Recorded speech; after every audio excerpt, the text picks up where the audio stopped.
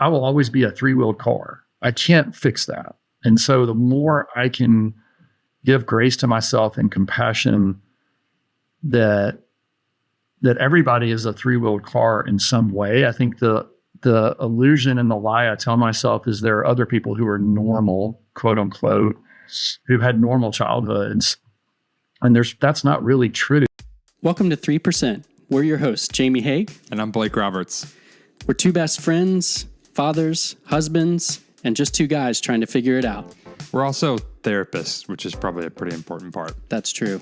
And we believe that at our best, people are 97% honest with themselves and others. And it's that hidden 3% of emotions, needs, desires, and behaviors that we keep to ourselves that keep us bound to shame and loneliness, from which many of our issues stem. Each week on this podcast, we'll interview leaders in the fields of psychology, theology, arts, and athletics to explore holistic masculinity.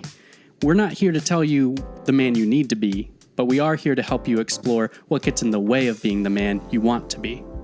We're going to help you develop courage and give you the tools to share your 3% in the relationships that matter most so you can more deeply connect with yourself, God, and others. So, pull up a chair. Let's get into it. So let's be honest, let's be honest, let's be honest, let's be honest, won't you be? What's up, guys? Welcome back to another episode of the 3% Podcast. Glad you're here this week. This week is a special episode for me because we get to have one of my longtime friends on the show who Jamie is also a friend of, but actually doesn't know as well as I do, just kind of vicariously through all the stories that I share. And so he'll get to learn more about our guest today, just as you are.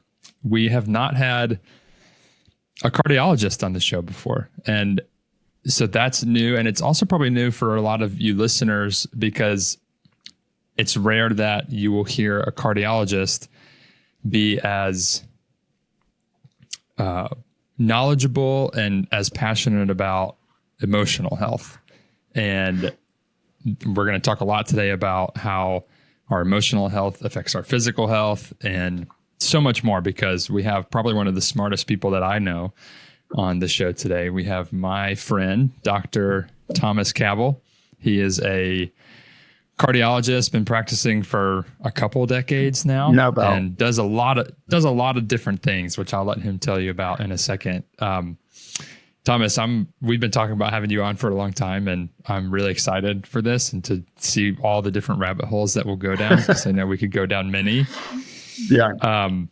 No, I'm excited. So glad you're here. We've been talking about this for a while, and as you know, like my schedule's crazy, and just go ahead and put it out there. We have 4 really active teenagers, and between that and full-time work and plus some other side gigs I do, it's a lot to juggle. Yeah. I'm already worn out hearing it. That's in my men's story group on Monday. Like I recount my week and they're like, stop, I'm exhausted. You can't talk anymore now. So I'm like, yeah, this is. I really am constantly amazed at the energy and the passion you have. And I know some of where that comes from. Yeah. And I want our listeners to hear a little bit about your story before we get into sure. All of the other stuff, because I think it makes all of what you're knowledgeable and passionate about even more meaningful. For someone who is just stumbling on this conversation, what is something that you would hope for them to get out of listening to this? Great question. There are probably several things, but I think the first thing that really comes to mind is a lot of what I end up doing nowadays, because of just the reputation that's kind of grown around me with the way that I look at things, is people come to me with things that they can't really sort through. Like there's issues and they've seen several different practitioners or different types of people. And I talk to them so much about, hey, like you just got to keep flipping rocks. Like it's a process of you go to somebody and they give you a nugget or a kernel of an idea or information, and you take that and you go, okay, well, yeah, that's applicable to my story. And then where else does that lead me? And so it's just a process. And I'll be the first to say there's times where I come up against things and I'm like, I'm listening to somebody talk for 10, 15 minutes and we get to the end of that and I'm like, yeah, I have no idea. Like, I have no idea where to turn next. You've already done A, B, C, D, E, F, G. And so I think one thing is that the idea we have in Western medicine that we go to somebody for treatment as opposed to we have agency ourselves and we have to kind of be the person who takes ourselves down this path. You guys as therapists, you facilitate, but you're not really doing the work. The person on the other side of the chair is the one doing the work. And I think part of my big frustration around Western medicine is as patients, we've abdicated this role to somebody else that I'm going to go and get a pill and it's going to fix the problem I have. And I see that a ton around psychosocial mental health in current allopathic medicine. Like, I need, somebody has depression. Well, they have a Prozac deficiency. I'm like, you don't have a Prozac deficiency. That's not why you have depression. Are there things that certain medicines can help with at certain times? Absolutely. We've been doing that for centuries. There are things that we can add into a situation that can be helpful. So I would say the first thing is keep flipping rocks. And the second one is never discount how your story impacts your health. I can kind of get into that with me. I think that's probably a lot of people like, why is this guy as a cardiologist on this podcast? And so, background about me. So I come from a family of high overachievers. I'm an Enneagram of 3. My family of origin was very successful in academics and in other things. And they were all physicians, right? Pretty much. Yeah. I mean, physicians and multiple PhDs and, one grandfather won the Founders Medal in math at MIT. Another grandfather went to Caltech, designed the moon buggy wheel. Like, there's just all kind of craziness in the back. Sure. Yeah. A classic family situation. Right. And so I grew up in I'm the oldest of 4 and very performance-based. And so I learned early, I was going to joke, like, I'm coming behind Caleb Campbell and John Deloney. Like, this is like, you're teeing me up to be, But, a lot like what Caleb talked about, this idea that my performance gives me worth is something that I incorporated really, really early. And, as is pretty common, my dad's a physician, a lot of performance issues around that. My parents divorced when I was 12.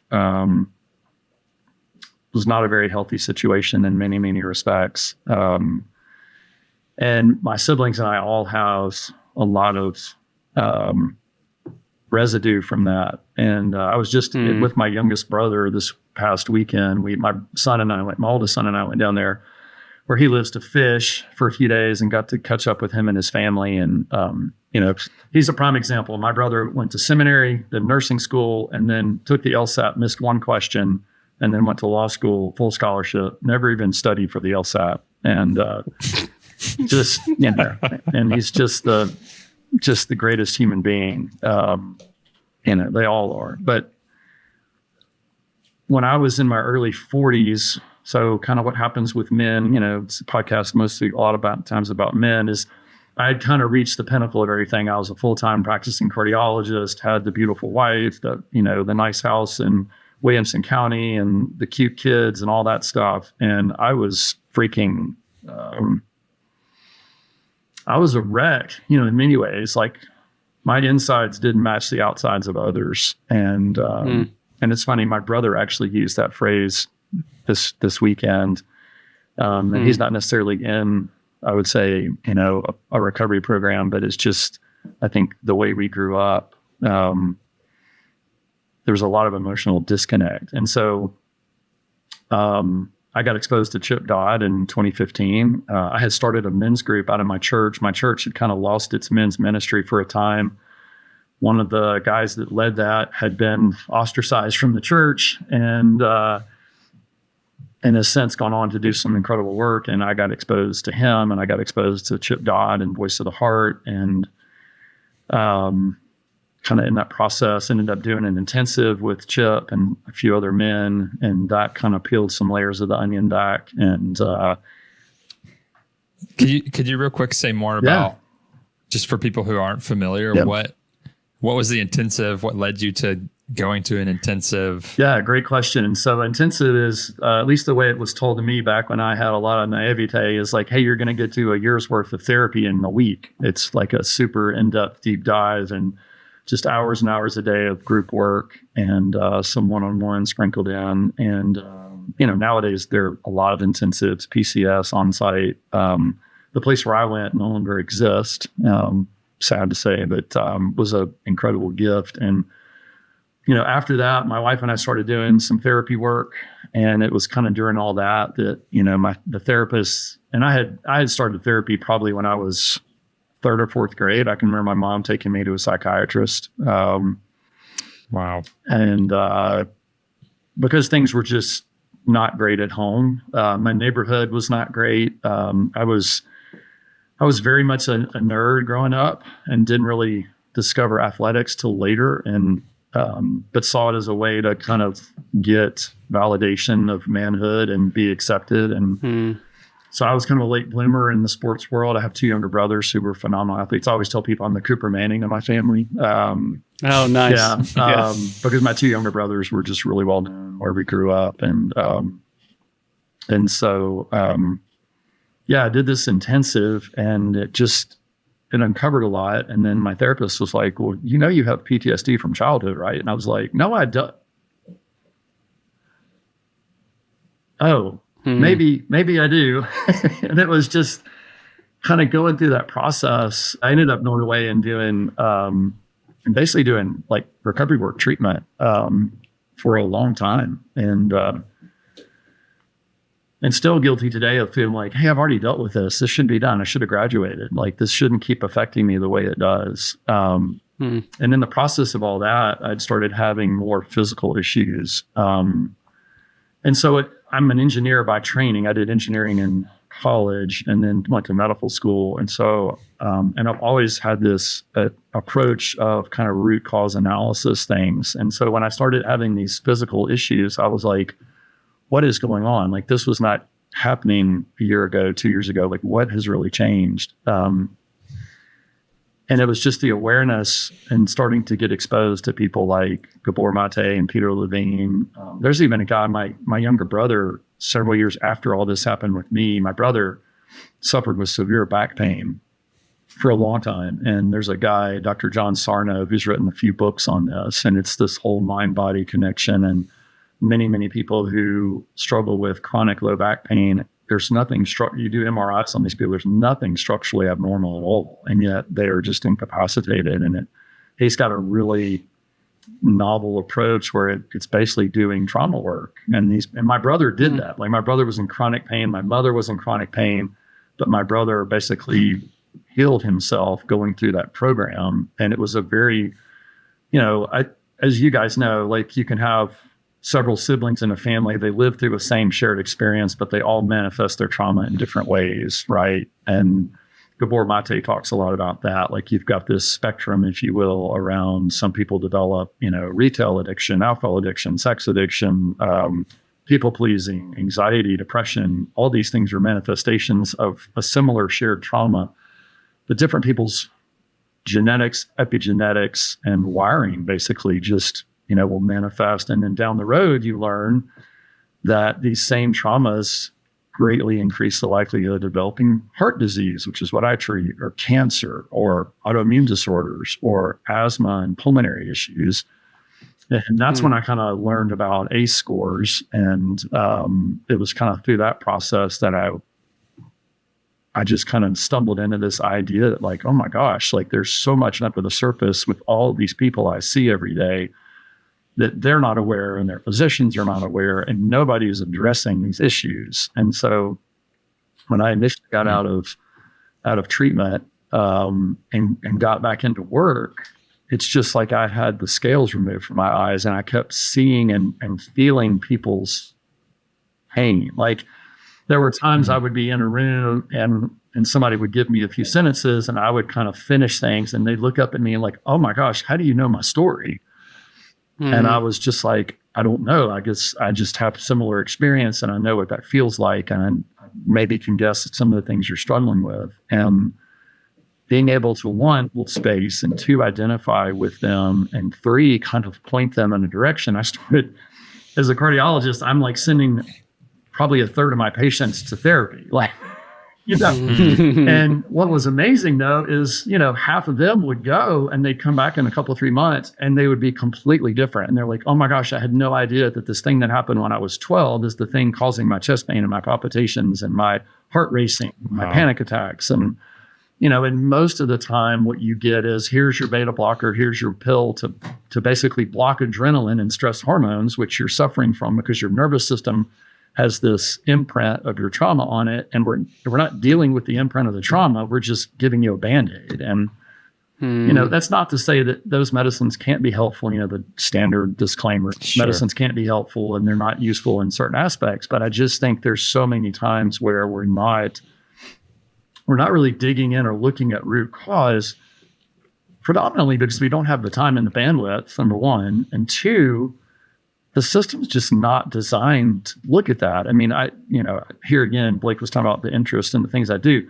So when I was a senior fellow in my cardiology fellowship, most everybody has to give a senior fellow talk. It's like a grand rounds as a fellow. And so everybody typically talks about heart disease or some new stent or some new, valve surgery. I talked about the history of American medicine and how we got to where we are. Like, the socialization and transformation of how allopathic medicine took over. Most people don't know about the Flexner Report and Rockefeller and the fact that there were hundreds of female medical schools and minority medical schools all in the 1800s. And because the snake oil salesmen, which are the allopaths, were not making money, they were being pushed out of the marketplace because they weren't successful.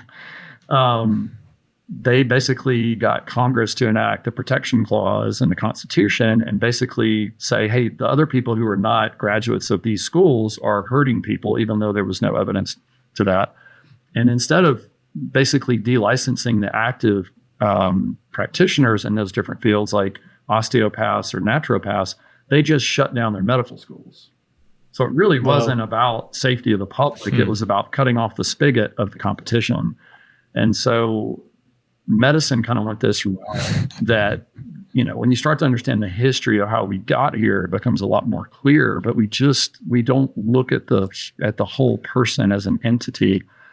And today, especially, we subspecialize so much that we are so siloed that you can't see the forest for the trees oftentimes. And I think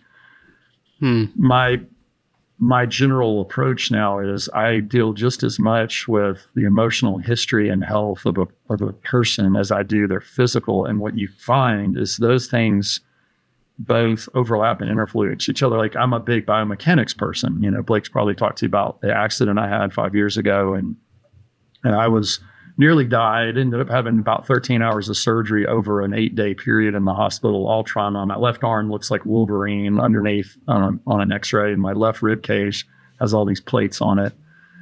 And I had been exposed to a system of exercise that I knew would get me back to functioning again. But without that knowledge, I probably would have wanted to fall on a sword. Like, I was devastated. Somebody who is so athletic and so busy and does so many things. Usually every summer I go and do a men's adventure trip. We climb mountains, or we hike, or we boulder, or we, do something that's kind of reckless and dangerous because that's what men need. And one time it bit me. Yeah. And so, but my understanding of how your biomechanics, how you move, your locomotion as a human affects your biochemistry and affects your emotional health. And so, like, you can't separate any of these things. And I think my approach today, I'm still trying to pull in from different resources. And then I got into the whole psychedelic medicine and ancient, the Elysian mysteries and all that stuff. And then I joined the medical advisory board of a psychedelics medicine company and got exposed to just some incredible people. And one of the top neurosurgeons in the world, the guy that was portrayed by Alec Baldwin in the movie Concussion, Julian Bales, who's just a phenomenal human being, with as much renown and respect as he has. Like, he still takes the time to talk with me from time to time. And his son-in-law plays NFL football, and our son's a Alabama commit. So he's super excited for that. And So there's just been all of these things. I've gone and done ayahuasca myself, similar to Aaron Rodgers, and I've sent several friends to Mexico to do ibogaine because of issues they dealt with, and that's been incredibly beneficial for them. And so, yeah, it's, you're like, oh, it's a cardiologist who looks at biomechanics and talks about psychedelic medicine and deals with trauma and EMDR. It's, but it's, it just seems to be who I am, and the way that I connect things, I think, is probably one of my biggest strengths. Yeah. All right. I want to slow down for a second, because I told you, Jamie, before we got on here, I was like, Thomas is very smart about a lot of things, and we're going to get into it. And I know all of these parts of your story. We talk about this stuff a lot. Yeah. You've kind of opened my curiosity to a lot of things. Some things I still am like, wait, what?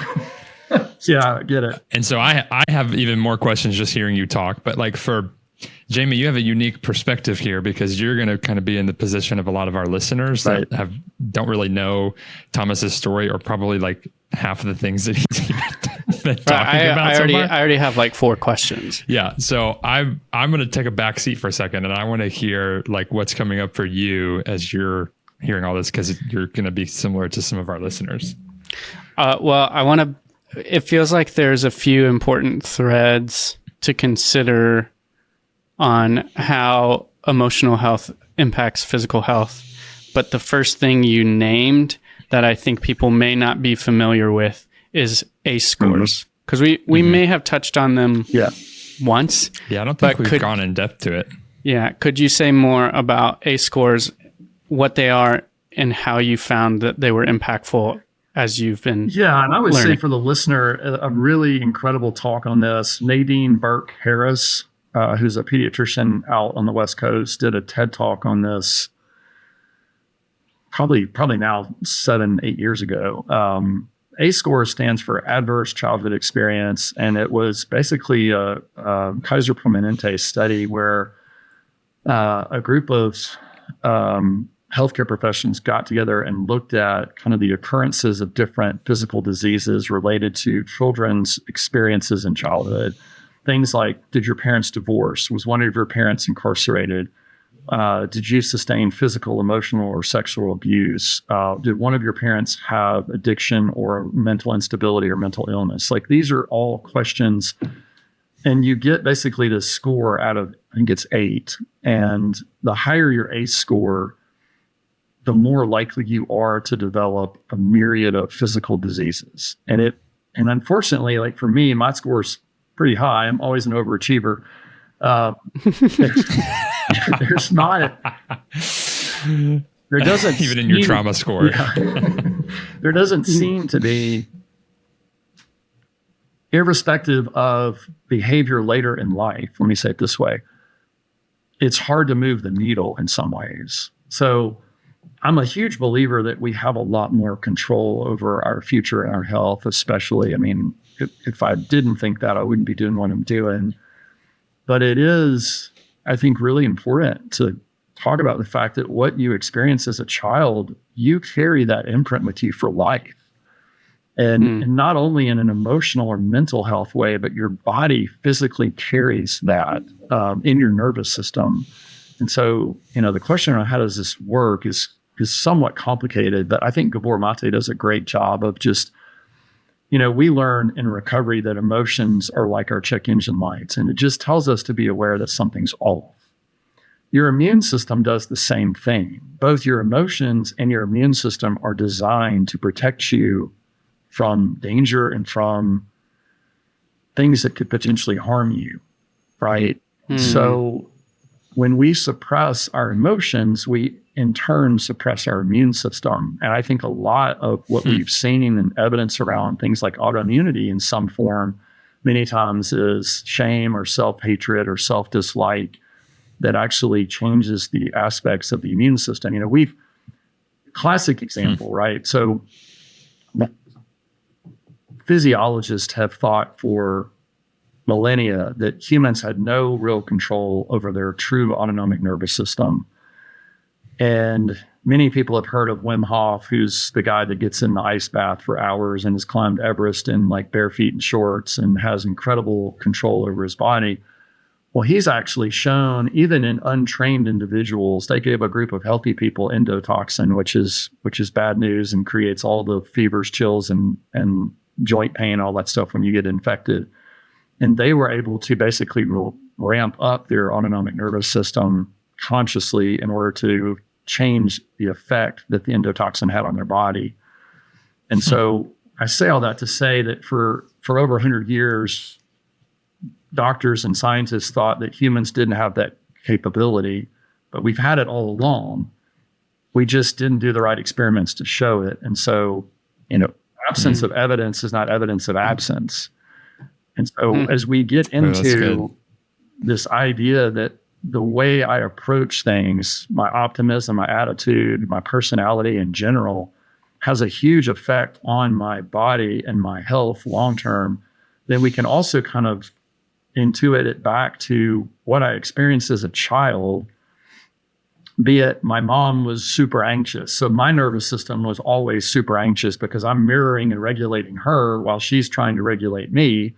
Then my nervous system gets stuck in an on position.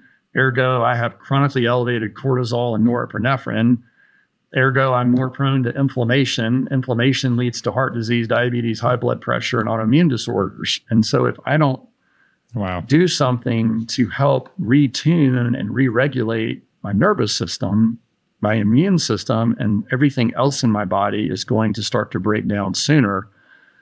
Humans in general are not designed to be sympathetically dominant all the time. And we are now surrounded by a 24-hour news cycle. And I'll even go a little bit out there for some of the listeners here and say, just the fact that you live in a house that probably has Wi-Fi or is exposed to 3, 4, or 5G, that non-ionizing radiation actually does create sympathetic dominance in our nervous system. So even working in front of a computer creates some of these issues. And so we are creating environments for us that our nervous system in millennia has never had to deal with. And so we are all in some way, myself included, sympathetically overdriven. And then you stack on top of that family stress, work stress, childhood stress, military stress. And then you can see how we are all, myself included, struggling every day to try to retune the nervous system and bring that rest and restore system back online. Can you, Thomas, could you explain, because you're using language that I know will feel like, for some people, a little unfamiliar, of like the autonomic, the sympathetic, and I know that you're implying parasympathetic nervous system there. Right. Can you explain a little more of like, what are these things in charge of, and what are you referring to happening when you say these coming online or being brought to rest and restore? Great. So Robert Sapolsky wrote a book called Why Zebras Don't Get Ulcers. And I talk about this with my patients, right? So just a quick anecdote kind of coming from that book. Let's say you've got Bill and Ted on the Serengeti, and they're both zebras, and they're eating their grass. They're going about their day. No big deal. It's all unicorns and lollipops. And then literally 30 seconds later, this lion is attacking Ted and devours him, right in front of Bill. So Bill, the remaining live zebra, will literally run away 2 or 3 minutes, and then he'll basically stand and he'll just shake and tremor for several minutes and basically just unloads all of that trauma that he just experienced with his best friend being eaten right next to him, right? If one of us experienced that, they'd have to put me in a padded room for a long time, right? Like I would never work through that. And so with humans, because we have this incredible gift of this brain we have, and the front part of our brain called the prefrontal cortex, where we do all our executive function, we have the ability to go into the future and go into the past. And then our more primitive brain, our limbic system, which is our heart that we feel and experience emotions with, that part of us doesn't experience time. So something you experience that's very intense at age 10, that intensity in that part of your brain, which is also connected to your immune system, is still as intense today as it was when you were 10. And so most people don't understand that part of things. And doctors, as a general rule, don't talk about it. We're not even we don't learn about trauma as we talk about it in these circles at all. Trauma for most people is what happened in my arm when I had all these scars. And so we don't get trained in that. We don't learn about it. And so what happened to Bill is his nervous system went into fight or flight, which means his heart rate went up, his blood pressure went up, his blood became more prone to clot. Just as an aside, this is why you get shivved in prison from behind, because if you see somebody coming at you with their blade, your nervous system actually instantly changes your clotting factors.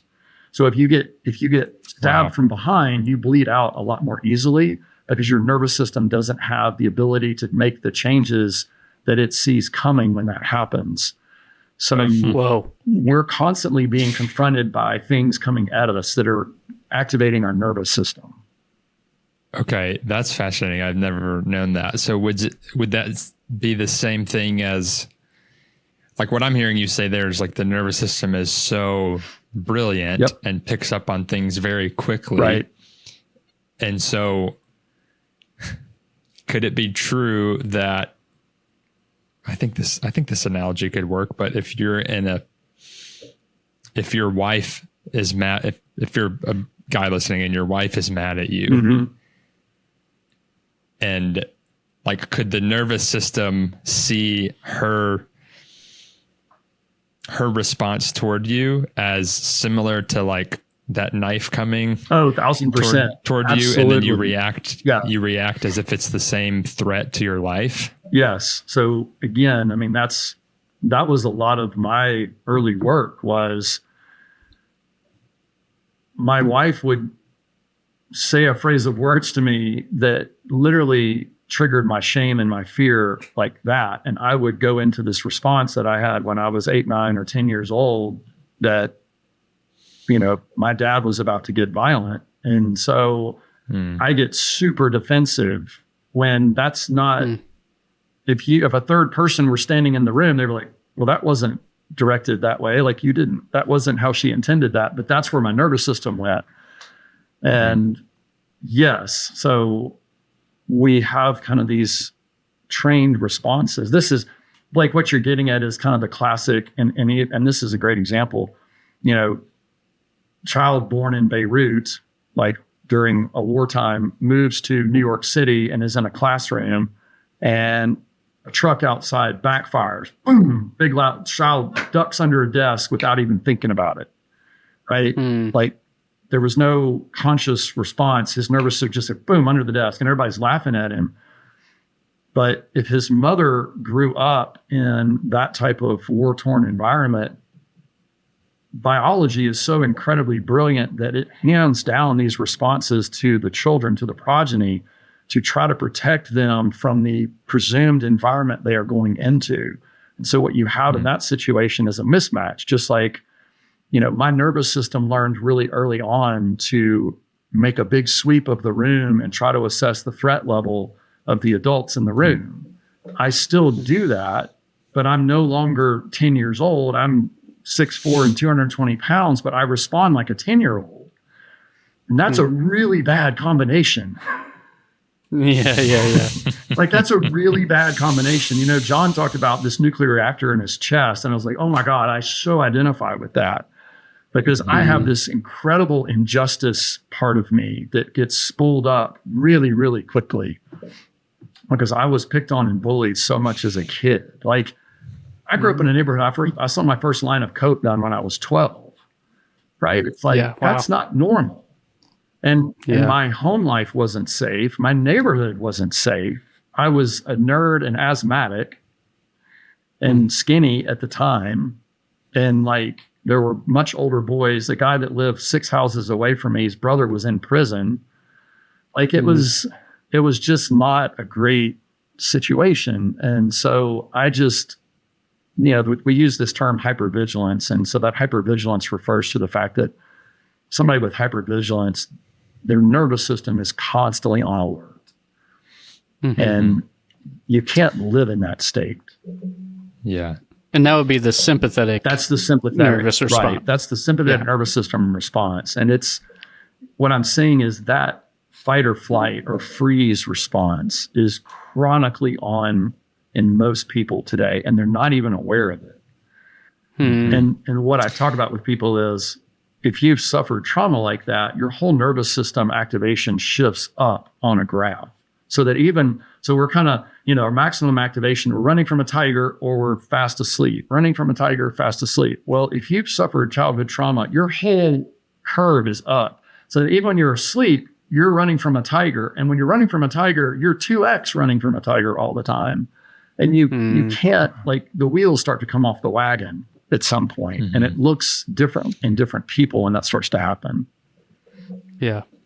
So what do you say to somebody who's listening and identifying with a lot of this, connecting with, that language or that idea even of my nervous system feeling hypervigilant, or kind of like I'm constantly on guard for something bad to happen. Yeah.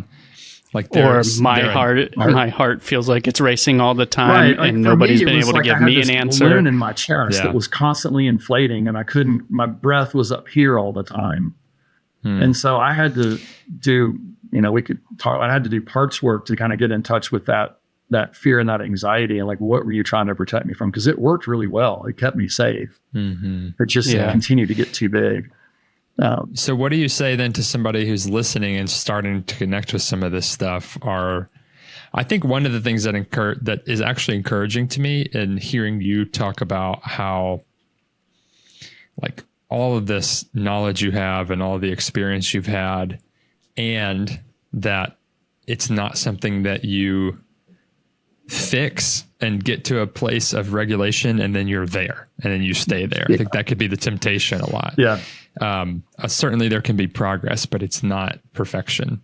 But what do you say are some practical steps to somebody listening who's starting to identify with, like, a lot of what y'all are saying makes sense and it's how I feel, but I don't know what to do, or what I've tried to do isn't working. Yeah, it's a great question. And it turns out there's a number of things. There's, like with everything, there's no one right, or there's several healthy ways to go about that.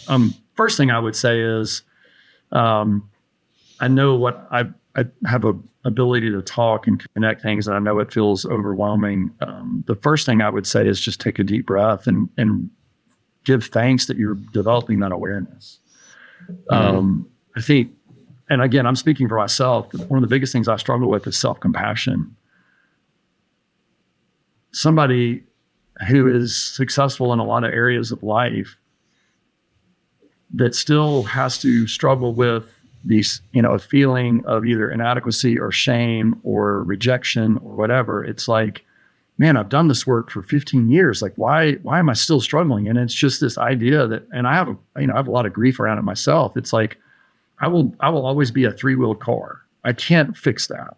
And so the more I can give grace to myself and compassion that everybody is a 3-wheeled car in some way. I think the illusion and the lie I tell myself is there are other people who are normal, quote unquote, who've had normal childhoods. And that's not really true. I think some people have, through nurture and nature, have maybe more emotional mental health just by nature of what their life experience has been. And other people haven't had that luxury. And I think there's a lot of benefit and beauty if you can lean into that and do the work. The practical things obviously are find somebody that you resonate with, that you can do work with, either parts work or EMDR or, family of origin work. I think that's very important. There are a lot of other things I would talk about. I would say anything you can do to improve the balance in your nervous system. So I recommend something to my patients called HeartMath, which is a device you can use to build coherence in the nervous system, 5 minutes once a day or twice a day. Got lots of science. It's been very successful. I started using something called the Muse headband for meditation back in 2016 when they first came out, and used it for years. I don't do it as much now, and I'm not going to shit myself, but it would be good if I had the bandwidth to do it. But the Muse headband, MUSE, is a hospital-grade EEG headband that you wear, and it's connected to an app, and it basically guides meditation for you and gets you to feel and add awareness to where your brain is in terms of activation. And that helps build the ability to be in the present versus constantly escaping to the future and anxiety, or constantly ruminating on the past and depression. Another big thing is our environment dictates our physiology, just like our biochemistry does. So I'm really big on this kind of the new science around circadian health. And so being outside, getting healthy sunshine in the morning, grounding, like literally attaching your nervous system to the earth. Our alpha wave of our brain, this is going to be sciencey, but it's really important. So mammals, their brain oscillates at 7.83 hertz. That's called the Schumann resonance. It's basically the frequency of the earth. An alpha state in our brain is our calm. It's for athletes, it's the zone, right? It's where we're calm and balanced and kind of at peace. Well, we no longer connect to the earth, so we no longer get that resonance. If you put your hand on a tree or you stand outside barefooted, your nervous system, your thalamus starts to basically pick up that frequency and starts to resonate. And that's one of the reasons you feel so much better when you're outdoors. Walking in the forest will lower your cortisol by 30%. It's called forest bathing. So 20 minutes of walking in a forest lowers your cortisol by 30%. So just reconnecting with nature in many ways is a way to try to basically rebalance the nervous system. And that's a really important thing today for us, because like I said, we're constantly getting stimulated. And so that every time you get a ding on your phone, every time you look at a computer screen, your nervous system gets a bump. You get a little bit of a sympathetic activation. It's been shown. This is, we know about this from social media. Kids, you guys are parents, like you understand dopamine, and the dopamine hits off a phone and the likes and all that stuff. It's the same thing. All that stuff does is continue to overload the sympathetic nervous system. And so it's a balance. And if you keep loading to one side, things start to, I tell people, like, you're on a ship and you're listening to one side, everything's going to fall off into the water. Like, we've got to rebalance the ship. Right. Yeah. There's a saying that a lot of, you'll know this, Thomas, I work down in Colombia, so I do more rural mental health. And a lot of my clients, kind of as like almost like a saying of frustration towards somebody when they're acting up, they'll say, like, you need to go touch grass. Yeah. And what's awesome is, like, that's real. Yeah, that's science. It's absolutely science. Yeah. I mean, University of California. You actually do need to touch grass. Yeah, you do need to go touch grass. Like University of California, their veterinary school just did a really cool study looking at, again, we're getting way off, but everybody's heard about mitochondria. That's the part of us that makes energy for us to live. And mitochondria are way more efficient and create far fewer free radicals when they are grounded than when they're not, right? And we are rarely grounded anymore. And grounded really takes on two meanings. Grounded in the sense of I'm emotionally sober and grounded and centered. And then I'm literally, my nervous system, which is an electrical system, is grounded just like my coffee maker. The reason we ground coffee makers and refrigerators is they're way more efficient when they're grounded.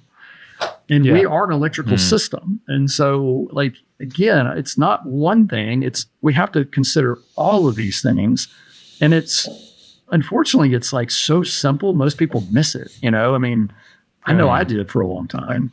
So, yeah, it's a lot to, I know with myself and people I meet with that the amount of what we don't know can feel overwhelming. Right. And then you step into this and you listen to someone like you, Thomas, who's done so much work around, like, I can tell that the overall pursuit for you is always understanding the whole picture. And for someone who's done as much work as you, and then you're able to communicate it so clearly and quickly, it can feel like, well, I don't have Thomas's level of knowledge. So this is a little too overwhelming to get into. Yeah. And I hope that people will hear that, like, maybe start with touching grass. Yeah, I love that. And then call a therapist. Yeah, I absolutely. I think just, the best things you can do for your health from a physical standpoint is see sunrise every morning, or at least be outside looking east. And, I could literally talk for 2 hours on the benefits of that. We don't have time for it. Yeah. We'll have you back for that one. But one of the most helpful practices that I don't do every day, but when I do, I feel so much better, is what I learned from Thomas. And my wife like kind of laughs at me sometimes because I'll go outside in the morning around sunrise, face east for 10 minutes and just like look up at the sky with the sun on my face. And I kind of, if you look at my Ring doorbell camera, I just look kind of insane. But it's such a mindful way, like a meditative way to start the day. And like you've said, there are all these health benefits to seeing that sunrise or that light instead of my blue light on my phone right away instead. Right. Yeah. Yeah, exactly. I mean, man, Jamie, thanks for saying that. I feel, see, this is where my shame comes up, because then I should have done a better job of keeping it simple kind of thing. But No, I think it ranged with like so much practical knowledge. And then also it's why I kept asking questions about what does this mean and what does this mean? Because even as like I've been working on this for a long time too. And one thing that Blake and I have become painfully aware of while doing this is the curse of knowledge, and like our belief, which for me is a shame-based belief, that because even though I worked so hard to learn this, that once I learn it, everybody else already knows it. Yes. Yep. And it was such a difficult thing for me to learn, but I don't take the time to explain it like it was difficult to learn for me. I take the time to explain it like I'm less than and you should already know this because you were already better than me to begin with.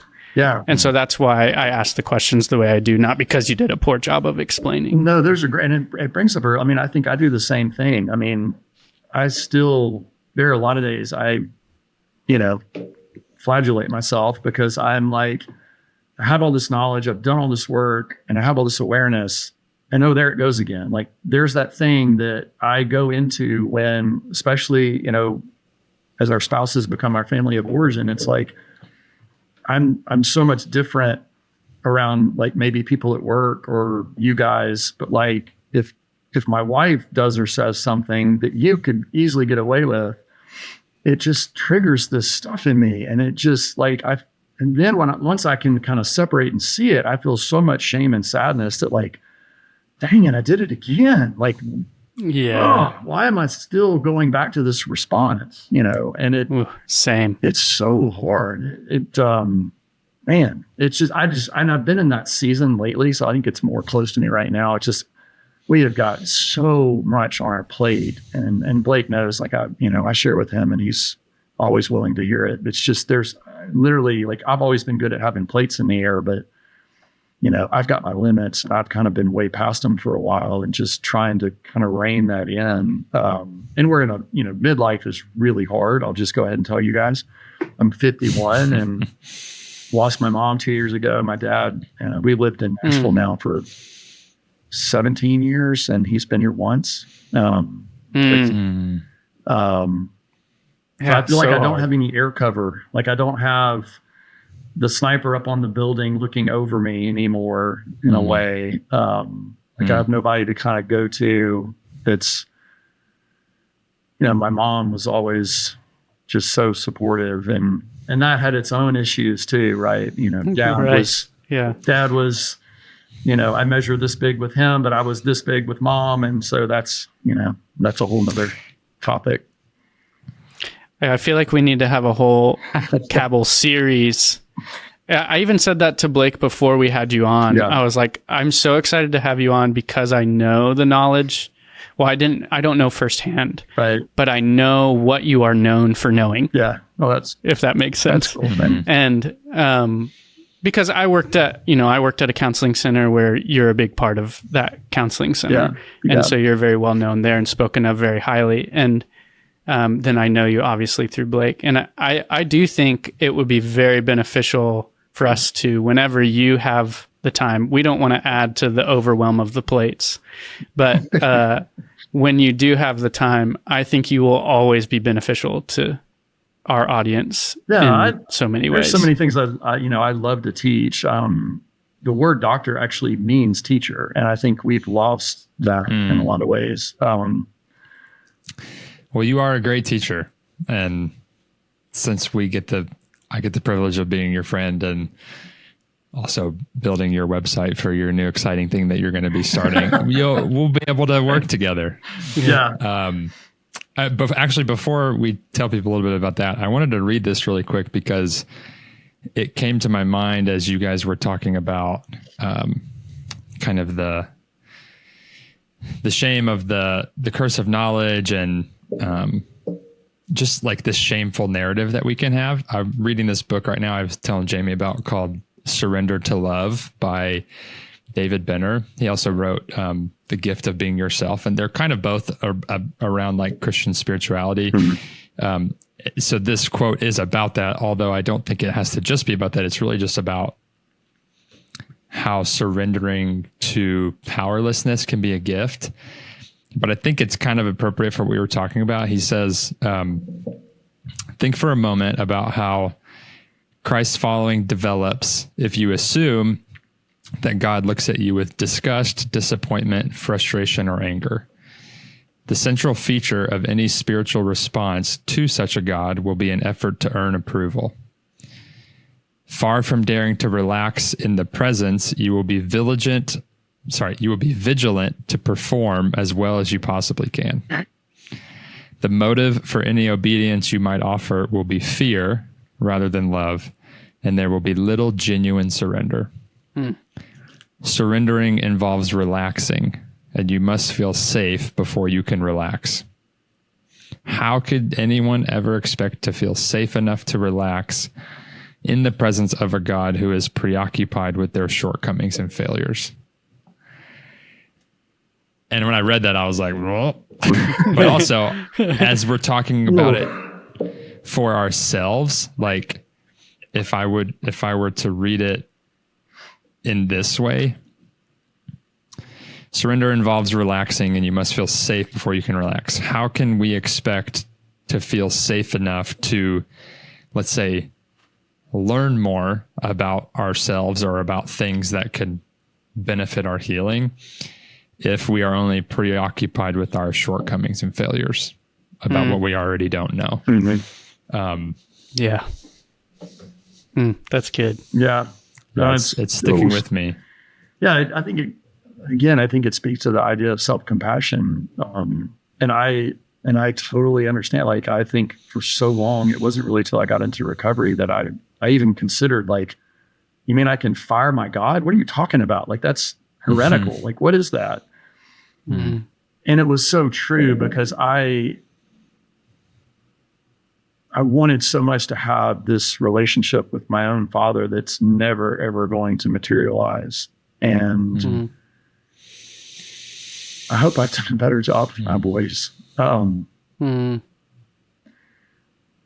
the idea of trying to perform to be good enough was like the thing that I got over and over and over and over. And so I just transferred that whole thing onto who God was to me, which is always was shame-based and judgmental, and it just can never be enough. And so I think, shame becomes just such a dominant thing, and it shows up everywhere for me that I don't even see it. It's the same thing when I mentioned earlier about somebody they're overly sympathetically activated, but they're like, what? This is normal. What are you talking about? I don't even know what it would feel like to be balanced, right? And it's because it's so common to them. And I'm the same way. Like, I'll say something and a friend of mine will go, dude, do you hear the shame? And I was like, no, not until you pointed it out. Like, I just don't even catch it because it's just such a part of me. And I think I inherited that from, we didn't even talked about generational inheritance and legacy burdens and epigenetic and just all that. I mean, again, there's so that'll be part 7. Yeah. Yeah. Part 7. Yeah. So there's so much to all that. Yeah. Jamie, do you have anything else before we wrap up? No, maybe. Probably. Yeah. I think even hearing what you read, Blake, where it's like, how can we expect ourselves to be willing to grow, to have the self-compassion to grow if we're so focused on what we don't understand or our shortcomings? I think, we put out an episode about attachment last week. Well, this timeline, as of recording this episode last week, this timeline's going to be messed up. So we put out an episode on attachment recently, and I think if you think about ACE scores, how ACE scores can help you highlight the dominant attachment style that you might have, and how that attachment style might color how you see God, how you see yourself, how you see your ability to thrive, how you see your ability to make positive change in a world that feels overwhelmingly trapping. Mm-hmm. I think all of those things to me feel connected in this conversation of like, these are not what Thomas has a depth of knowledge on is one continuous whole thread of all of these things impact what feel normal to you. We are simply suggesting that if you take a step in a different direction, you might notice how abnormal and unhelpful the way that you have condemned yourself to living might be. Mm-hmm. And I think that's how I feel about like when you were talking about I can fire my God, that's heretical. And I felt the same way in recovery. Like, oh man, so many things about what you say feel so close to home for me. And yet now on the other side of that, I'm thinking that God might have been looking at me going, oh, thank goodness, finally you fired whatever that was. Right. I like that that's perspective. a great way to look at it. Yeah. So that's beautiful. Yeah. The self-compassion piece that Thomas is talking about is huge, because if you take that, that 1% better idea today, and you just take one step to go touch grass, man, that's like different than yesterday, mm-hmm. right? And different is progress. Mm-hmm. Mm-hmm. Yeah. No, that's super well said. I mean, I keep saying self-compassion. It's more for me than for anybody else. Like as a 3 and a performer, like I can't get out of that rut. And I always should myself that I should be better than I am. I should be more healthy. I should be, more centered, more whatever. And And I would say, as somebody who is your friend and has known you for a long time, like when you first were like, I can't get out of that rut, I can even hear the shame in that a little bit, mm-hmm. because what first came up in me was like, I've heard you get out of that rut, right? Yeah. Like, so it's just so wild how those performative parts of us, even in the acknowledgement of like our healing, can show up, mm-hmm. and be like, well, I didn't do it good that time. It's like, yeah, that time. But like, there are other times where I at least try to do it really well. I'm super glad that you came on. This has been fun. Same. And I want to say again, just because I get the pleasure of knowing you so well, like, we talk about all the knowledge you have and all the experience, and it is fun, and it's like really inspiring, and I don't know, like, I don't know anybody close to me that has the level of experience and knowledge and expertise as you. And having gotten to know you beyond that, I know we can like often talk about how hard life is, and but like those aren't the main things that I would say make me feel really connected to you. It's your humility and vulnerability and honesty and care, and I know that doesn't always come out probably the way that you want it to in all relationships, and it is what I believe is true about you, and all of the other like stuff that can be performative even for like the benefit of others, is not what I would say is like the most special about you. So, and as a friend on the outside of both of you, I can affirm that I knew you were Blake's friend because of the value you brought to his life before I knew anything about what you did or what you knew. Yeah. So I think that part is very authentic for Blake. I didn't know that you were a cardiologist until, I don't know, a couple years ago, maybe. Yeah.